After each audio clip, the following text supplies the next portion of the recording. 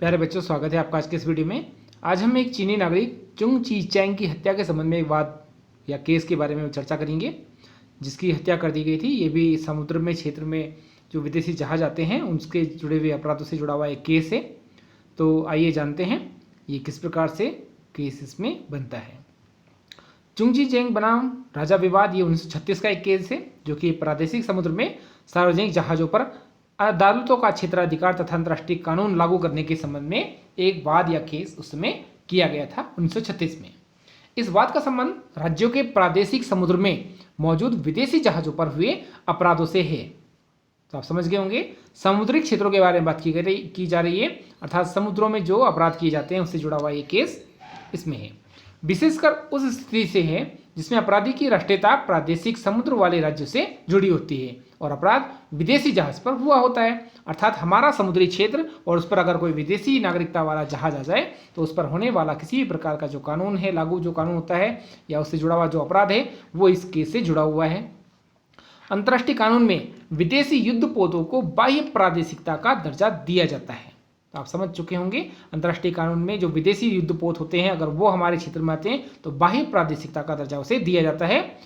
चुंग ची चैंग ये कौन थे इसके बारे में जान लीजिए। चुंग ची चैंग ब्रिटिश उपनिवेश, उस समय ब्रिटिश उपनिवेश था 1936 में हांगकांग, वहाँ का ये नागरिक था। वर्तमान में ये चीन के अधीन आता है। फिलहाल वह चीन के एक युद्धपोत पर नौकर था।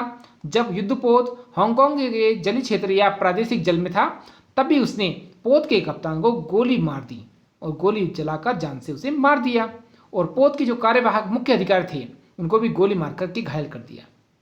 फिर अपने आप को गोली मारकर घायल किया उसने और मुख्य अधिकारी ने जहाज को तुरंत हांगकांग बंदरगाह पर लौटने का आदेश दिया, जहां पहुंचते ही चेंग की भी हत्या कर दी गई और चेंग की हत्या के जुर्म में उसे गिरफ्तार कर लिया गया और हांगकांग की जो अदालत थी उसमें उस पर मुकदमा चलाया गया। आगे जानते हैं, इस केस में अपराधी और आक्रांता दोनों ही ब्रिटिश नागरिक थे, किंतु ये सभी विदेशी युद्धपोत पर नौकर थे। इसलिए चीन ने कहा कि अपराधी का प्रत्यर्पण होना ही चाहिए तथा साथ ही उस पर चीन में मुकदमा चलाया जाना चाहिए।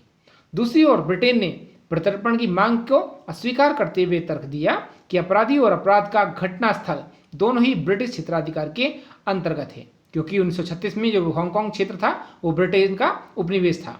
ध्यान रखिएगा, उस समय भारत भी ब्रिटेन का उपनिवेश था, जो वर्तमान बांग्लादेश है वो भी ब्रिटेन का उपनिवेश था, या आपका जो वर्तमान पाकिस्तान है वो भी ब्रिटेन का उपनिवेश था और हांगकांग तो ब्रिटिश उपनिवेश था ही। और जो ये समुद्री क्षेत्र में घटना घटी ये ब्रिटिश उपनिवेश हांगकांग के क्षेत्र में घटी, इसलिए ब्रिटेन को ही अपराधी चेंग पर मुकदमा चलाने का अधिकार दिया गया।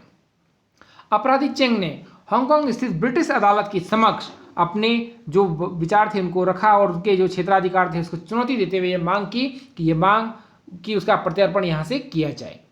इस विषय पर ब्रिटिश प्रिवी काउंसिल में अपील की गई, जिसे नामंजूर कर दिया गया। प्रिवी काउंसिल ब्रिटेन की एक न्यायिक प्रणाली का एक सर्वोच्च अंग है। प्रिवी काउंसिल का निष्कर्ष था कि क्षेत्राधिकार का विरोध करने के लिए कोई वैध अधिकार या आधार हमारे पास नहीं है। इसका निर्णय देते हुए प्रिवी काउंसिल ने न्यायिक समिति के समक्ष लॉर्ड एटकिन ने कहा था कि यदि यह मान भी लिया जाए कि राज्य के युद्धपोत चाहे तो वे किसी भी देश के प्रादेशिक समुद्र में हैं या प्रादेशिक समुद्र से बाहर हैं, उनको बाह्य प्रादेशिकता का दर्जा प्राप्त है, तो किसी भी विदेशी जहाज पर अन्य राज्यों का कोई क्षेत्राधिकार लागू नहीं किया जा सकता। अर्थात अगर यदि हमारा युद्धपोत है और वो दूसरे क्षेत्र के समुद्री क्षेत्र में विचरण कर रहा है, वहाँ किसी कार्य से गया है, तो उस पर दूसरे राज्य का क्षेत्राधिकार लागू नहीं किया जा सकता।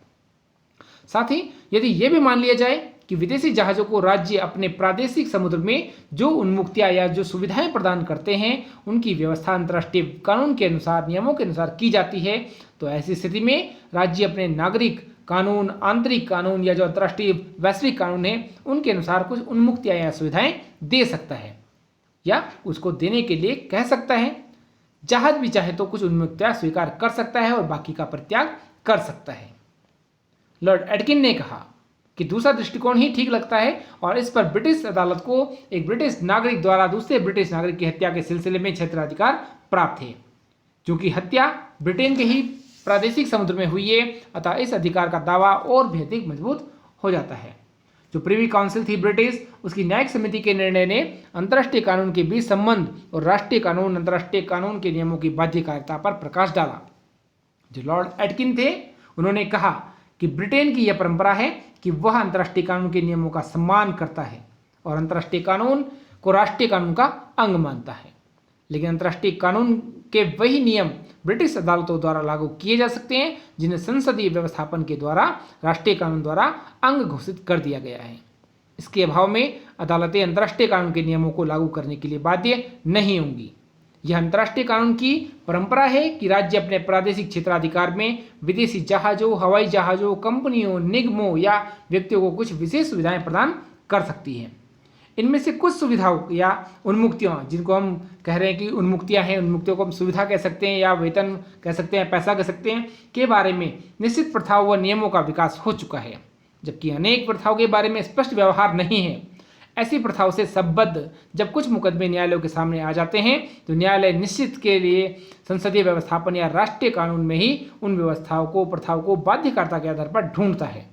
यदि इस आशय का कोई नियम राष्ट्रीय कानून में नहीं है तो न्यायालय स्वतंत्र दृष्टिकोण अपनाकर उस पर निर्णय ले सकता है।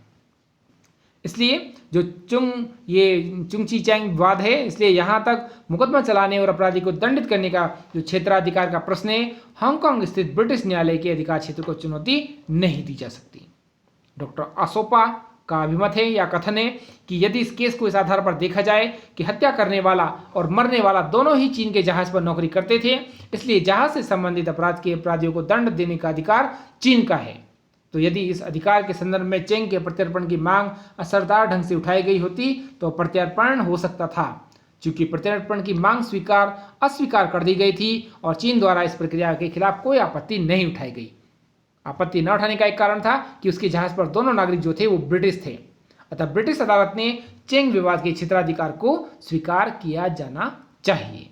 तो आप लोग समझ गए होंगे, जो ये चेंग विवाद था ये ब्रिटिश नागरिकों का एक हत्या से जुड़ा हुआ विवाद था, जो कि चीनी जहाज पर हुआ था जिसमें हत्या की गई थी, और हांगकांग के जो समुद्री क्षेत्राधिकार था उसमें इस विवाद को अंजाम दिया गया। बाद में इसमें केस हुआ और जो ब्रिटेन की सर्वोच्च न्यायिक प्रणाली का अंग था उस समय प्रिवी काउंसिल, उसमें मुकदमा चलाया गया और उससे जुड़ा हुआ ये वाद था, प्रत्यर्पण से जुड़ा हुआ एक बात था।